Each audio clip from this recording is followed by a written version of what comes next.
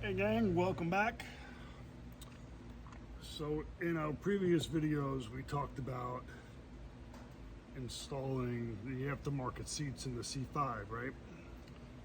And I showed you some videos on how to do that briefly. But I wanted to show you that you can indeed put power to aftermarket seats with the C5 with some fabrication. Case in point, this is the passenger seat here, and here, look, here it is. She's moving. I'll give you a better video of this. Yeah, there she is. She does move. It's not great, but we're going to take this out because I don't really care for it. It mounts the seat up a little higher, and the positioning of the seat needs to be altered just a little bit so it fits inside the floorboard here correctly. And plus, it's not really very stable because of the way it's installed. But anyway, and plus, I need to route the seatbelt through its harness, so we need to get that squared away as well. So yeah. I'll pull it out. I'll show you guys what I did so you can see it. If you want to take it upon yourself to try to fabricate something, be my guest. If not, then use the manual rails. Okay, I'll be right back. All right, so before I dismantle the entire frame, I wanted to show you guys what it looked like. So, and part of my problem that I was having with the powered rails. So I've already got most of the bolts already disconnected. Down here on this bracket, I could not get this bracket in the right position because I disconnected this motor in order to get the seat out, and I couldn't quite get it back in the right position so that it would seat properly and use the screws that came with the seat. So that was one of my issues that I was having because it really wasn't stable. So what I'm going to do is I'm going to disconnect. This is the rail that I made.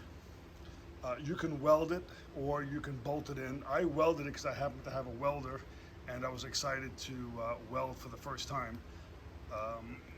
So that actually came out pretty good for an amateur, at least I thought, because I don't know shit about welding. All right, so let me get this apart and I'll show you what I'm talking about. With the rail disconnected now, you can see what I did here. So again, from underneath, I cut the factory rail. I made it shorter. I probably could have shortened it a little bit more. But anyway, so I shortened both sides. Then I went to Home Depot, grabbed this 1-inch piece of steel, welded it to the original bracket. Obviously I grinded it off, I cleaned it, welded it.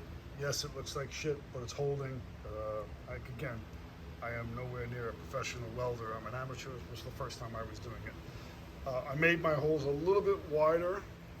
I probably could have made them a little bit more so I would have a little bit of room to move the seat back and forth for proper positioning. And then in the front, this was the bracket that I was telling you about earlier. So I took the factory bracket here, made this a bit wider on each side to match up the holes with the seat. And again, this was the bracket that I took apart. So if you manipulate this bracket in such a way, because these things turn, I don't know, I had to turn it with a wrench, but I couldn't get them in the right position. So I had disconnected it altogether, and I wasn't happy with it. That's one of the reasons why we're going back. It was not stable, and why I didn't feel confident. Now in my driver's seat, again, this is the passenger, but in my driver's seat, these I'm going to call these butterfly brackets. Both of these are broken. They're snapped. So it would have to be replaced. So I would have to replace both of these brackets, then replace the seat covers, then replace the cushions. So the amount of work that I would need to put into repairing the seat really didn't make much sense to me. Because I was looking at probably $150 just for the OEM bracket. And I really didn't want to spend $150 just for a used bracket. So you might come up with a different solution, and that's fine, but I'm just showing what I did. And then in addition, what I did is I moved the seatbelt bracket to give me a little bit more clearance. So what I'll do is I'll end up taking this off, and I'll put this onto the manual brackets that I now have, and reinstall the seat. So I hope that clarifies. You know, can you do a seat with power? Yes, you probably could. Is it going to be the greatest? Is it going to be stable? I'm going to say probably not. And maybe that's the reason why a lot of guys out there just opted out of the power altogether and just went with the manual seat, which is where I'm going to go now. And I also had to add some spacers or some washers to get some clearance. So it was a bit of a hassle. Furthermore, I had a problem. This is an upside down view. I had a problem with this lever. Remember, we had to swap the seats, driver with passenger, passenger with driver. So because of the positioning of which the seat was mounted on the rails, this was giving me a bit of a problem because this mechanism was jammed up against the tunnel, and was really causing me a problem because it was binding this bracket. So another reason why we're going with the manual rails is so that way we can properly mount and center the seat accordingly, so that way we don't have that issue, because I don't have that issue on the driver's side. So yeah, there we go. I'm trying to think of anything else. I don't know. I'll be back in a moment. I'm going to put the other mount back in. I'll show you what that looks like, and we're going to modify the seatbelt loop as well and get that installed. All right, I'll be right back. Okay, well, since my selfie stick is broken now because it won't stand up, I had to do this off camera. So I'm going to put the bolt there, and then I drill these out. So that should go there. If I line that up, we should be able to go and get these aligned. I'm going to do it off camera and I'll come back. Okay, so we now have these brackets installed and mounted, secured.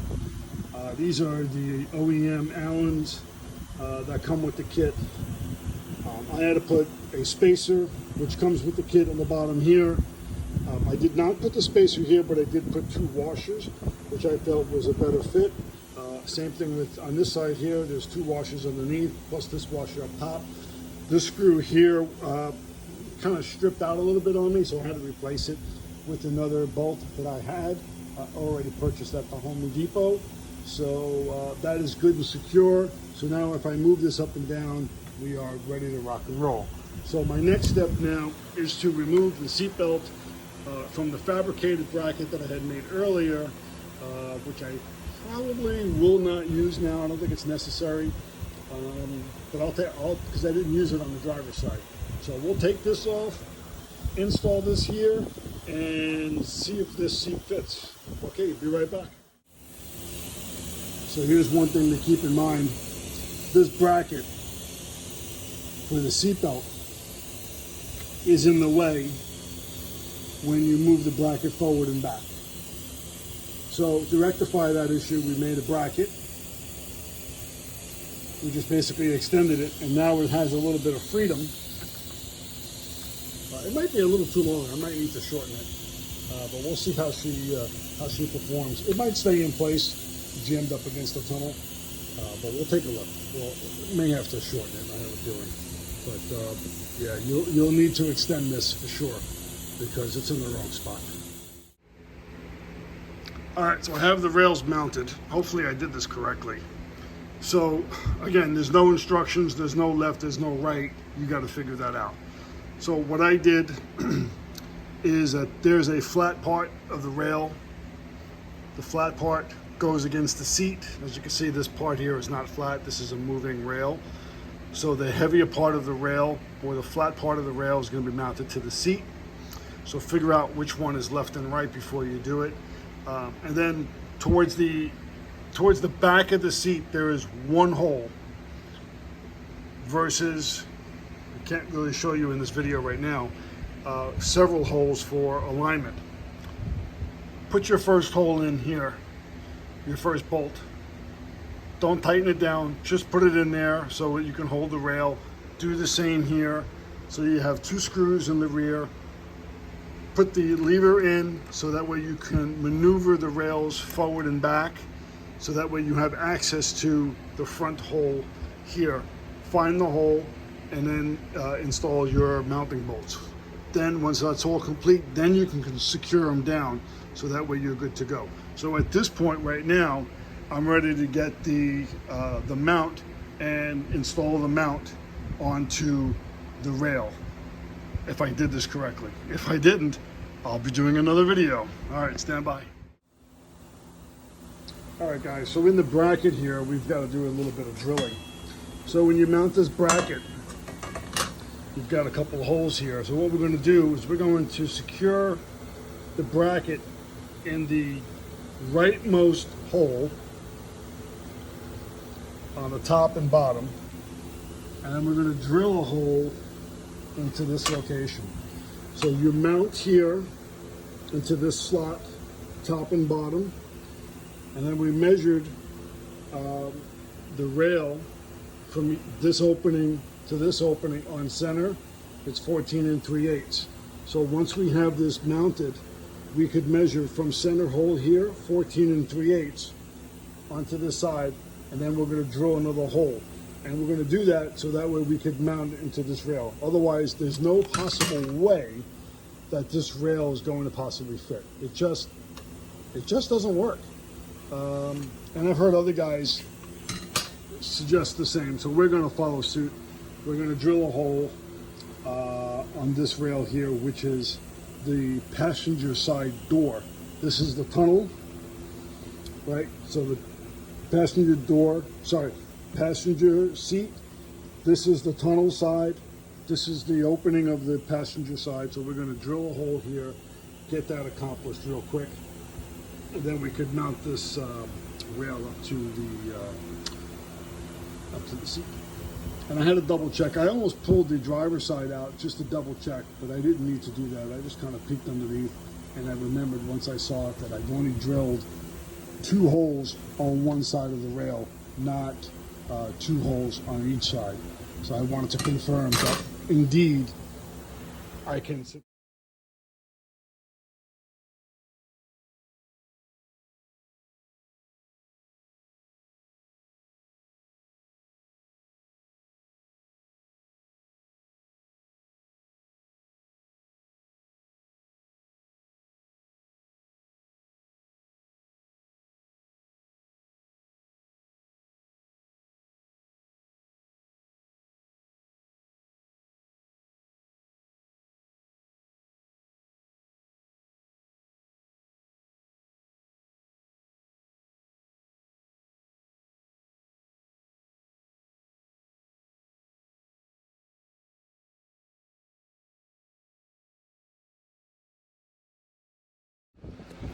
Okay, well, since my selfie stick is broken now because it won't stand up, I had to do this off camera. So I'm going to put the bolt there, and then I drill these out. So that should go there. If I line that up, we should be able to go and get these aligned. I'm going to do it off camera and I'll come back. Okay, so we now have these brackets installed and mounted, secured. These are the OEM Allens that come with the kit. I had to put a spacer, which comes with the kit, on the bottom here. I did not put the spacer here, but I did put 2 washers, which I felt was a better fit. Same thing with on this side here. There's 2 washers underneath, plus this washer up top. This screw here kind of stripped out a little bit on me, so I had to replace it with another bolt that I had. I already purchased at the Home Depot. So that is good and secure. So now if I move this up and down, we are ready to rock and roll. So my next step now is to remove the seat belt from the fabricated bracket that I had made earlier, which I probably will not use now. I don't think it's necessary, but I'll because I didn't use it on the driver's side. So we'll take this off, install this here, and see if this seat fits. Okay, be right back. So here's one thing to keep in mind. This bracket for the seatbelt is in the way when you move the bracket forward and back. So to rectify that issue, we made a bracket. We just basically extended it, and now it has a little bit of freedom. It might be a little too long. I might need to shorten it, but we'll see how she performs. It might stay in place, jammed up against the tunnel, but we'll take a look. We may have to shorten it. I have a feeling, but yeah, you'll need to extend this for sure because it's in the wrong spot. Okay, well the seat fits. It moves back and forth. I was about to take it out, and I remembered I don't have my camera set up. So there it is. It is in. It's not secured, but I'm about to take it out. I'm going to shorten that bracket for the seatbelt, so that way it's set back just a little bit more. And then my next thing now is to take the seatbelt out and take out this bezel. We're going to cut this on the top. We're going to feed the drum of the seatbelt through here, so that way the seatbelt is fitted like this on the inside the loop, which will be a lot more functional. And then we'll feed the seatbelt through the bracket bezel. Sorry, through the bezel here. And sorry about the thunder. It's getting ready to pour here in Florida. And then that should be just about it. So we're almost there.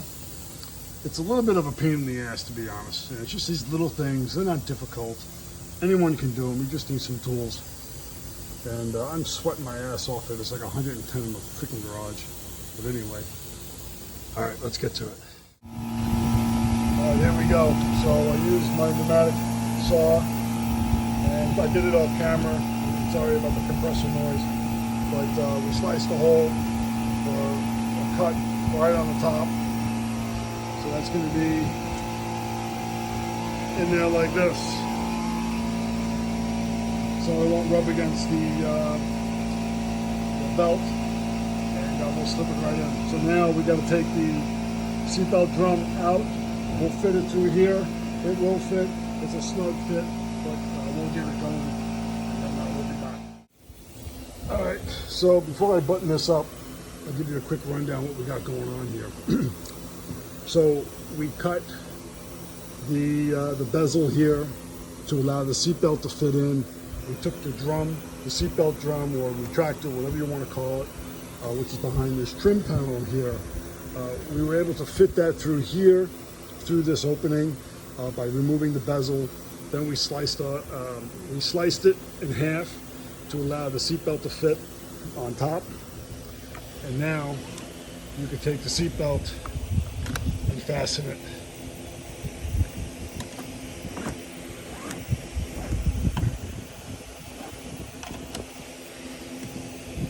That. So now that's going to be pretty good. That'll fit you very well, and it's got a little bit of movement here as well, so that's pretty cool. I didn't mount the seat just yet, but I wanted to at least share with you how I ran the seat belt, so it's in here, so that's pretty good. And that's about it for this particular video. So let's get this thing mounted and buttoned up. All right, here we go. Job is done. The seat is in. As you can see, this now sits at a nice position. The seats look nice. G-Rocker. They do fit in the C5, in the convertible. It is a little tight down in here, but you know, again, if you modify the mount, you'll be able to get this baby installed. You know, it's not difficult, but it's a little tedious in some areas. You just have to have patience, and I don't have a lot of patience when I'm really hot like I am today. I'm sweating my balls off in the garage, and now it's pouring out. Thank you, South Florida weather. I will not be taking her out today. And also, some may question whether or not the headrest of the seat, does it clear the top? It does. Does it hit? Yes. But you can get your top up and back if you readjust the seat, maybe move them up if you need to, or move the seat up a little bit, or push them back. I've got them in just the right position where I can get the top up and down without an issue. So there you have it, guys. Hold on, let me come back. All right, so there it is. Aftermarket seats in the C5. Can you do power? Yes, you can.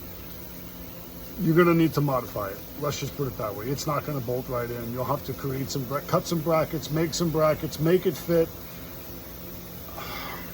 Don't do it. It's not worth the effort. Honestly, it really isn't. It took me over 6 hours to get the passenger seat in, and I still wasn't happy with it. It wasn't secured properly. My wife wasn't safe in it. So, you know what? To have power, who cares? It's a 20-year-old car. It's about being comfortable and make it and drivability, right? So, just put the manual seats in. You will have to drill. You might need to get some hardware. I had to go to Home Depot earlier and get some additional hardware and some taps and things of that nature to make certain that everything fit. But you can do it. Just a little bit of patience. Get yourself some good drill bits. Don't go to Harbor Freight and buy drill bits because they suck. Make the investment.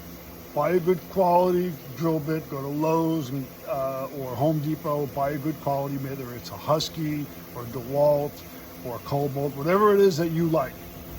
Don't buy Harbor Freight because they suck. And you'll barely be able to get 2 drills, and then you got to throw the bit away. I must have broken about 3 drill bits out of this kit that I've already bought. So learn from my mistake. Don't do it. So that's all we got. So we've got some nice upgrades to the Vette here. New seats, a leather armrest, leather A-pillars with tweeters, leather shift boot that we put in. Again, the stereo. So she is really coming along nicely, I think. So like this video, share this video. I'm getting a little thirsty. It's time for a beer. Share and like, subscribe. Share it with your friends, share it with your mom. I don't care who you share it with. Have fun with it. If you have any questions on what I did or how I did it or any comments, shoot them in and I'll try to get to them. All right, gang, if I can do it, you can too. Well, maybe not. I'm pretty handy. And I got some good tools and I got a son who's a mechanic. But that's besides the point. He learns from me. I don't learn from him because I teach him so much shit. Anyway, all right, let me edit that out. That doesn't need to be in there. Share and like. I'll catch you guys later. Have a great day.